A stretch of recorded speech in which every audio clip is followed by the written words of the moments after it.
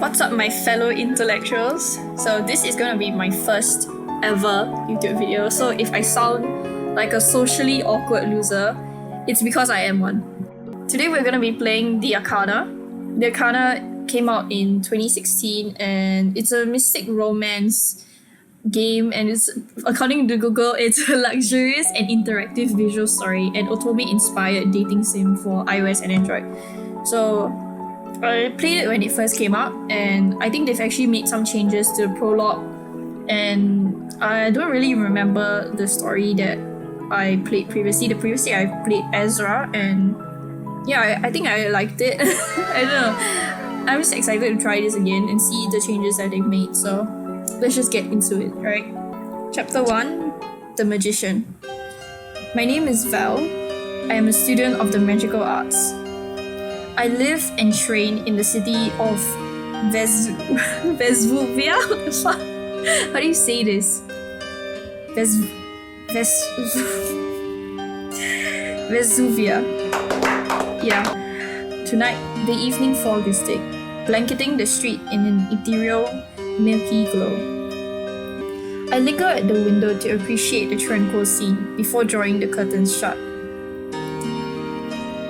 I'll miss you. Oh my god, I remember simping for him so much when I played this game, and I honestly think it's gonna be same again. My master, Ezra, the fortune teller. I know nothing of his past.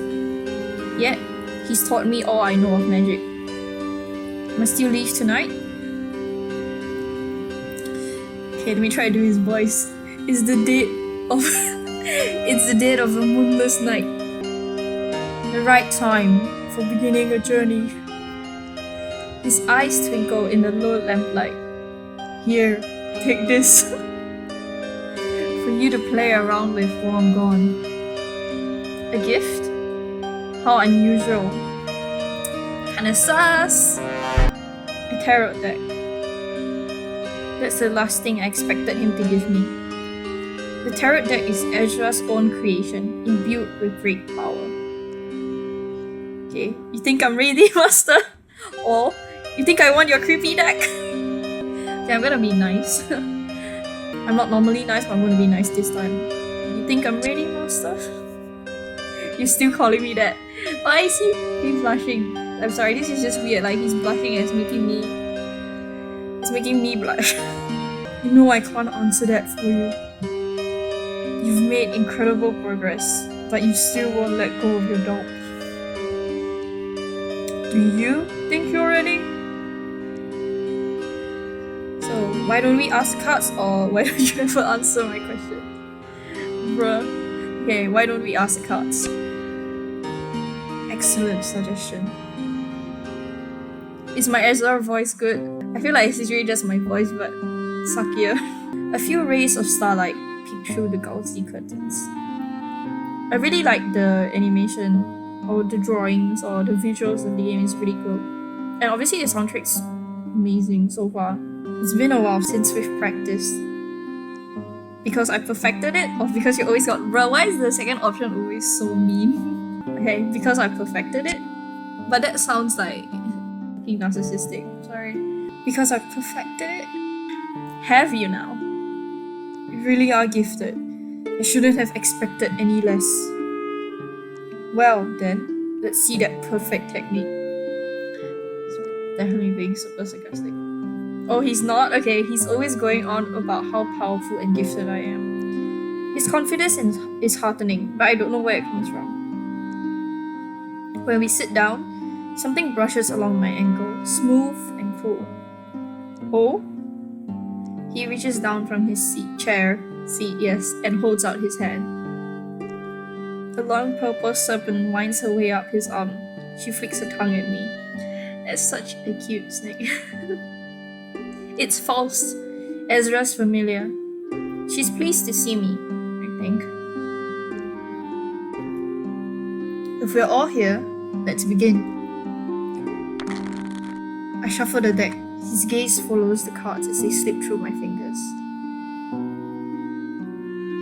Oh, okay. I just chose one without actually trying to choose one. The High Priestess. Ezra leans close, expectant. And what is she telling you? Is she speaking to you now? When the cards speak to me, it isn't in any human tongue. Nonetheless, when my mind is clear, the answer comes to me. You've forsaken her. Ooh, I have? Yes, you've pushed her away and buried her voice. Ezra frowns but says nothing, waiting for me to continue. Does he know what I'm talking about when, or at least, yeah. What have you done, Ezra? She calls out, but she won't listen. Master, if you ignore her, I can't take my character seriously whenever she calls him master. Ooh. Somebody's knocking. A sharp knocking startles all three of us. A customer? At this hour? Did we forget to put out the lantern again? Just as well. I can't stay any longer. I just forget to do his voice. Ezra gathers up his things to leave. I wonder where he's going this time and what he'll bring back. But I know better than to ask him. He never answers. What a mysterious guy. Well then, take care of yourself, Val. He still has something to say, but he won't say it. Until we meet again.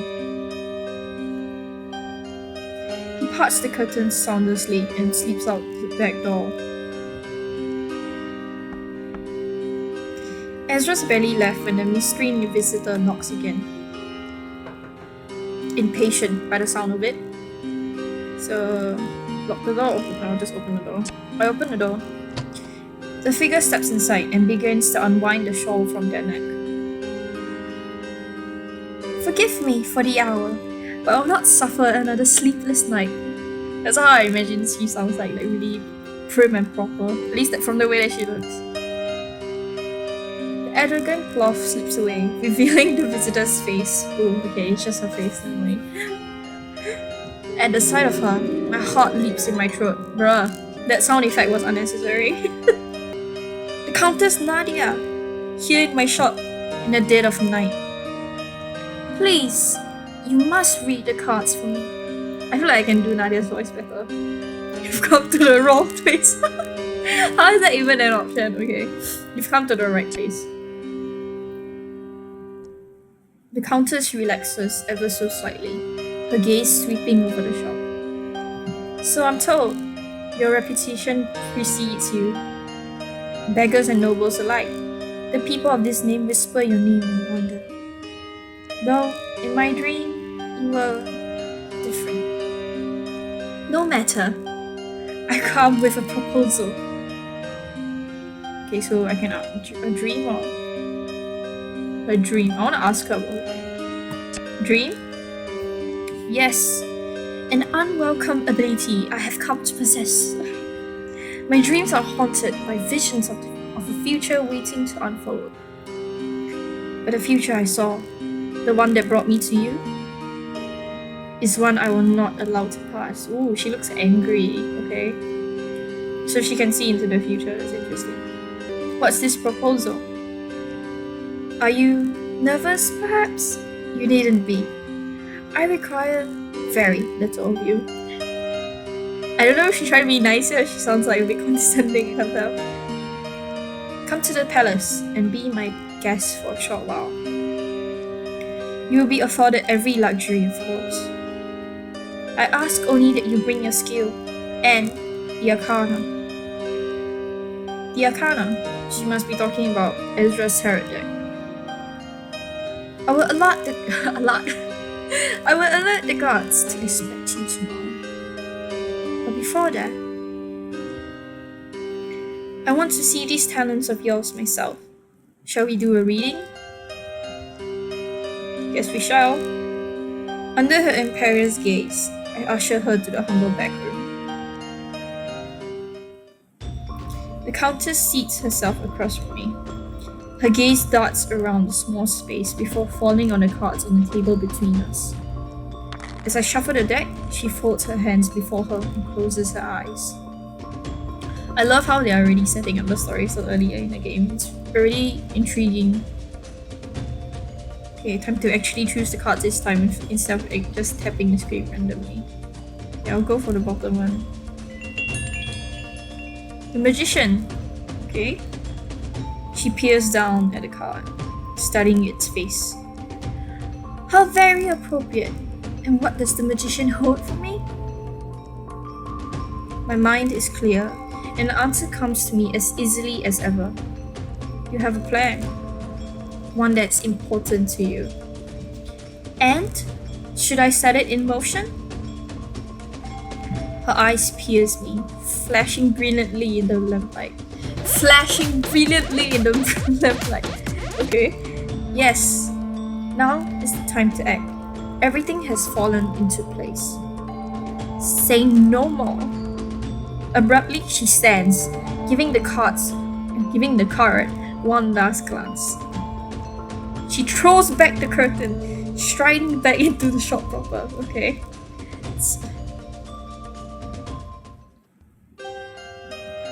Your fortunes are straightforward, much the same as the others I've heard. And yet, you are the first to pique my interest. Okay. It's interesting. The Countess crosses to the front door, winding the shawl around her face. Ahem. She's not allowed. She physically cannot open the door. You're right there, just open the door, it's not that hard. You know what, never mind. I nearly trip over my feet in my haste to open the door.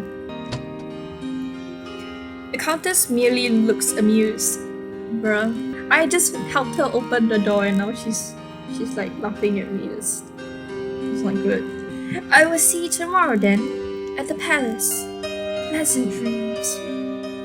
With that, she glides past me and out into the night. She's gliding. For a moment, I'm frozen, staring after her figure, long after it has vanished into the mist. What could the Countess of Vesruvia... Here we go again. I literally cannot figure out how to say this. Vesruvia? Want with me, a mere apprentice?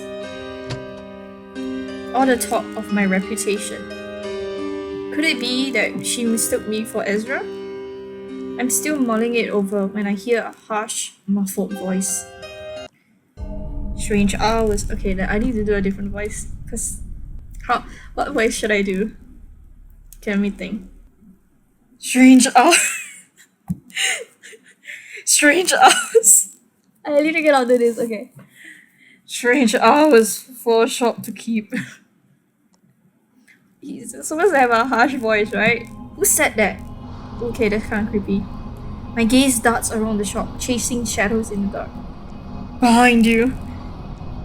Sure enough, when I turn, I see a figure looming against the door. Oh my god. So this is the witch's lair. And who might you be? My heart starts racing as the masked intruder advances. Oh, okay, attack! I call magic to my fingertips, energy surging towards the intruder. Aha! On guard then! The intruder ducks, swirling the cape with an outrageous flourish. I reach frantically behind the counter. My fingers close around an empty bottle. Okay, oh my god. He comes in here wearing a plague mask, and what does he expect? Me not to attack him? Like, what does he want, a red carpet or something? What's going on? Has the witch been teaching you his tricks? I've seen them all before. I launched the bottle at the intruder's head. Ack! What a loser.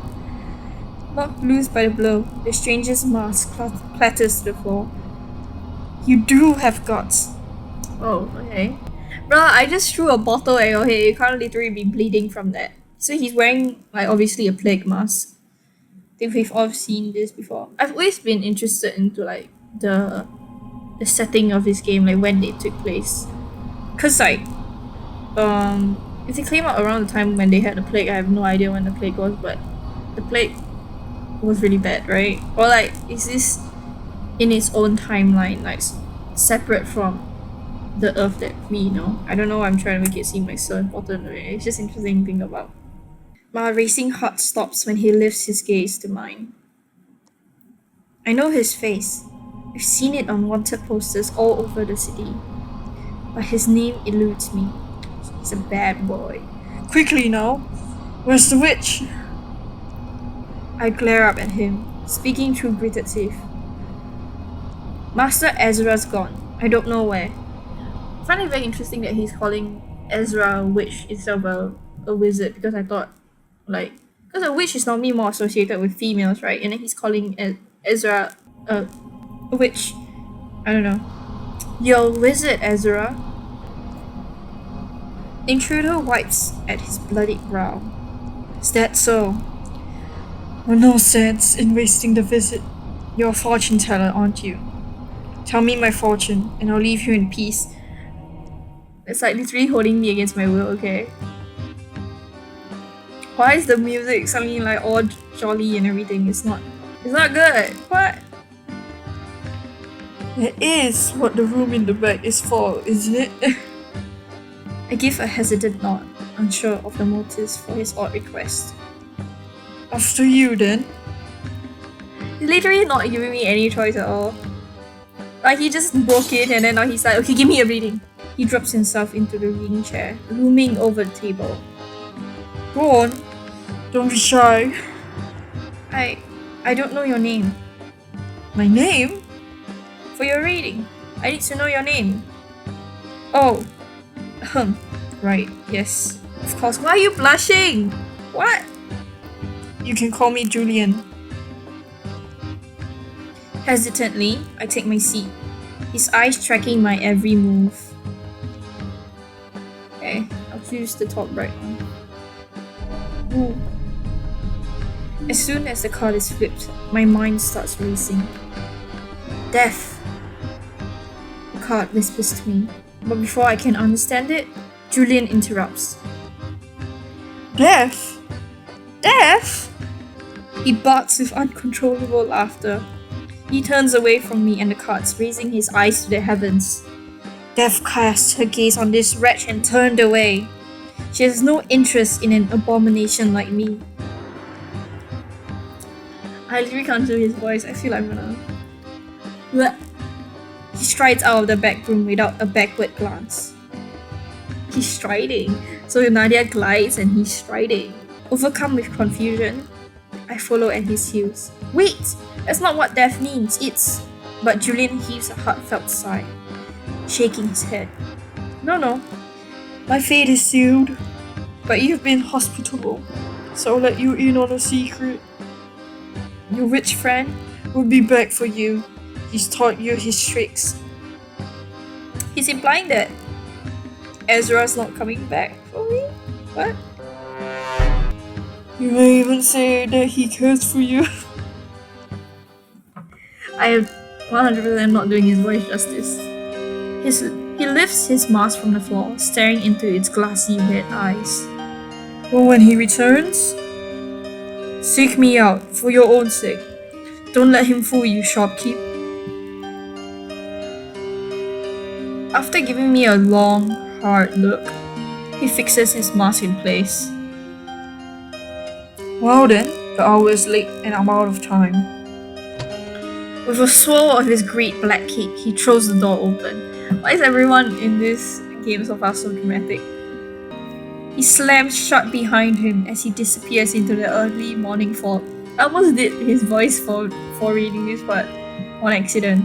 Okay, chapter 3, The High Priestess. I've seen many strange things in my time as a magician's apprentice, but the events of this night were strangest yet. Yeah, of course, it's very strange. Seeking a moment's rest, I go upstairs to lie down. Just fucking lie down. And slip away, lost in a dream. The sky is no more than a slim green line along the endless horizon. I love how this game just describes sceneries and the things that are going on. It's just so it's so evocative. It just makes you think and imagine what they're saying. It's really good writing. Ezra sits beside me on the back of a strange beast. Master, where are we? Dark clouds bear down all around the landscape, a shifting sea of rust-colored sand. Ahead is a road of perfect black stone. Far enough from home, I think. Far enough for what? For answers, for clarity, and I need them soon. Storm is coming. Thank you, that's very vague. He looks out into the distance, his voice dimming to a wistful whisper. I strain to see where the path leads, but it keeps changing. Soon, there will be crossroads. I need to differentiate his voice from Julian's voice, but it's kind of hard. How soon? Where do they lead? Where are they even? How are they even communicating? Are they communicating in I went to sleep, right? So am I reaching out to him in my sleep? Depends on which one you take. His hands reach for mine, but he stops just short.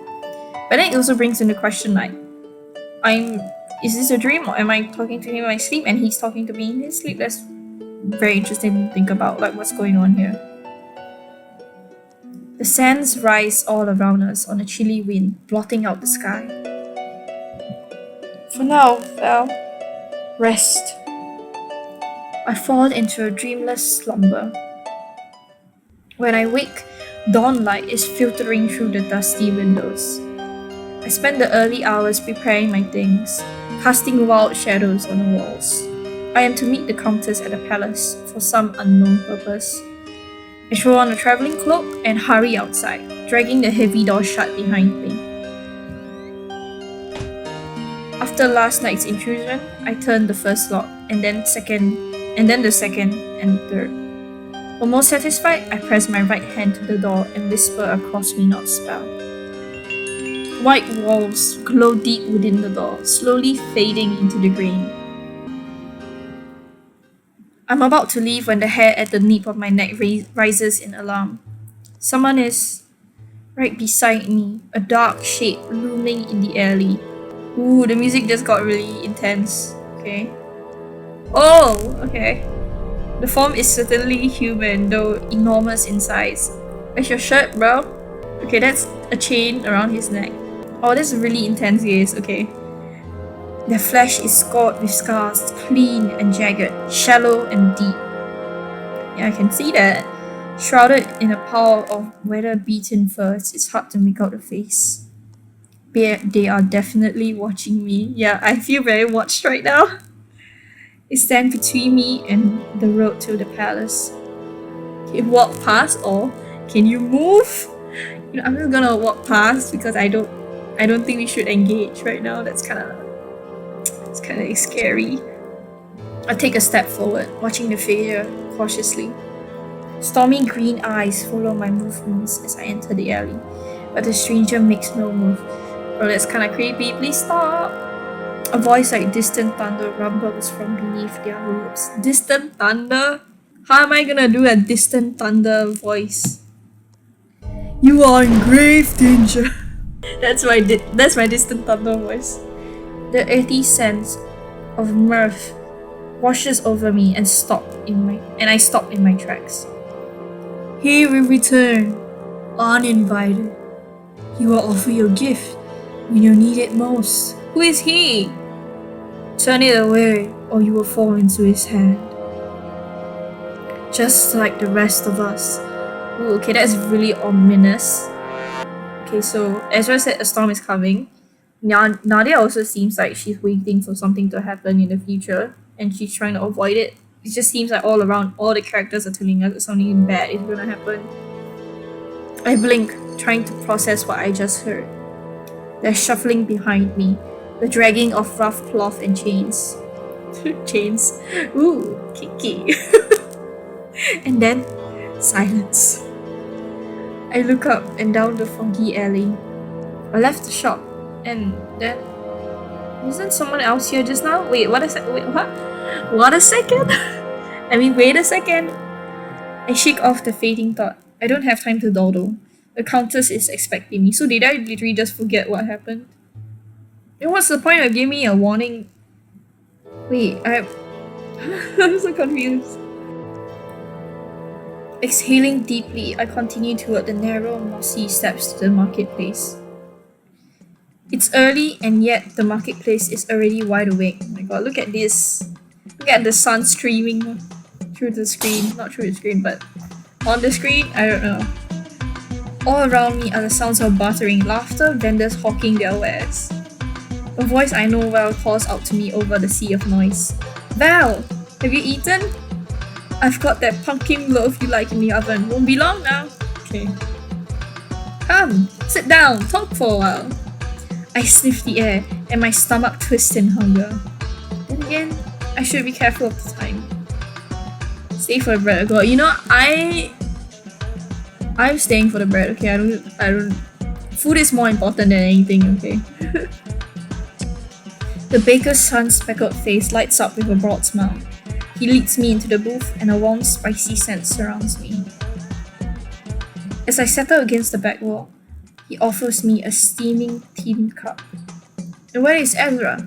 Sleeping in? Okay, please don't remind me that he's not here anymore. I sip my hot minty drink. He's on a journey. Ah. And where's he off to this time? I shrug. The baker gives me an odd look. When I say I shrug, I literally shrug in real life. There's some real method acting going on here. He didn't tell you? I look down into my cup, watching steam curl and twist as it rises. He was acting strange. Stranger than normal, you mean? The baker sighs, folding his arms over his chest. So, he's off on some mysterious journey. That's nothing new. Yeah, it seems like it. But what of your mysterious journey, if I may ask? How does he know that I'm going on a mysterious journey? Shaken from my reverie, I blink up at him, startled. There have been whispers all morning, you know. They say the Countess's escort rode into the neighborhood round dawn. He gives me a meaningful look, clearly fishing for gossip. But I smile and shake my head, downing my drink. How's that bread coming along? Okay, very smooth. Just divert the topic. Just mysterious as ever, you and Ezra both. Well, I learned it from him properly. Baker goes into a small wood stove to check. There, all wrapped up for the world. I place a coin on the table and hand off my empty cup. Now, run along! Don't keep the countess waiting. I give a backwards wave and head back out into the flow of traffic. As I climb the well-worn steps, something catches my eye. A fortune teller's booth, tucked away in a shady corner. How nostalgic.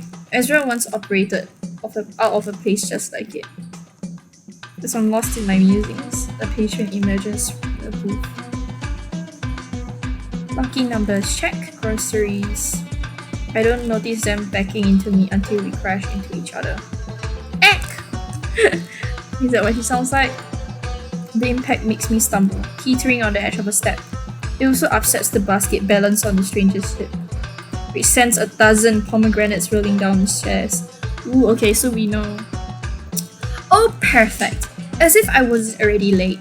Okay, that's how I imagine he sounds like. Help? Or start a drama? I'm gonna help.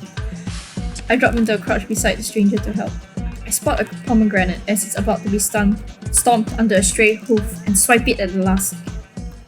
When I hand it back to the stranger, their eyes sparkle with delight. Ooh, thank you! How sweet of you to help. And after I bumped into you in the first place. Yeah, I could have started drama, you know. Together, we hunt down the rest of the pomegranates. They're a little bruised, but no worse for wear. Well, I can't thank you enough. They offer me a hand. The skin of their small palm is rough against mine. Calloused. Probably shouldn't do this, but rubbing it off on the sleeve, they offer me a fruit from the basket. When I accept it, the stranger gives me a smile that warms my chest. Take care, alright? I'll see you around. The stranger's eyes widen when they take a closer look at me. Wait! I know you! I'm at a loss. I have no idea who they are. You're Val, the magician. Countess Nadia said we were expecting you. Me? You can call me Portia. I'm Milady's head servant. Oh, all the pieces click together. The pomegranates fall for the palace. And Portia's name rings a bell. I think I've heard of her through the gossip in the market. It seems the marketplace is a really gossipy environment. Well, how lucky are we? Were we? Anyway. Come on, I'll show you the quickest path to the palace. As the sun journeys across the sky, Portia and I climb stair after seemingly infinite stair. I like that the music is also building because like they're going up the stairs and it's like ascending, like you know when you ascend with stairs. You know, never mind. It's not that deep now. It's stairs. You go up, music go up as well. The higher we ascend, the fewer travelers we encounter along the way. By the time we reach the top, I can barely walk. Though Portia seems as energetic as ever, she pauses to let me catch my breath. Val, I'm glad you're here. Wait, that's not her voice. Val! I'm glad you're here! The Countess could use a good help.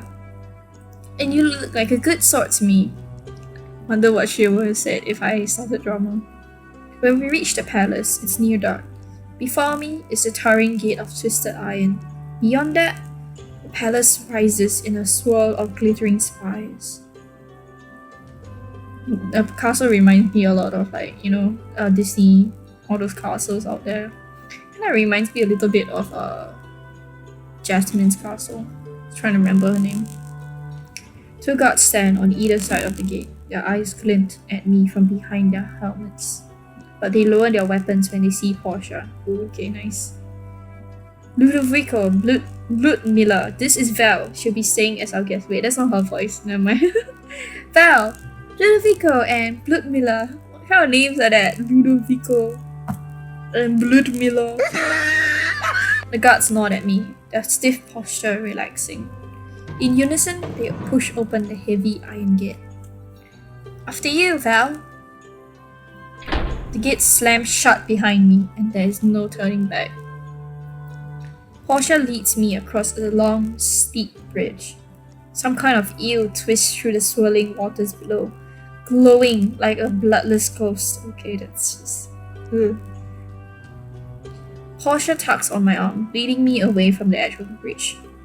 Come on, we don't want to keep Milady waiting. As we approach the intricate doors, anxieties start to rise like bubbles coming to a boil within me. Is this wise? What awaits me in this fortress so far from home? Too soon, we are standing before the doors. Here we are! She swings her fist against the copper plating, 3 skull-rattling strikes. As the last echoes fade, the pendulous doors swing inward.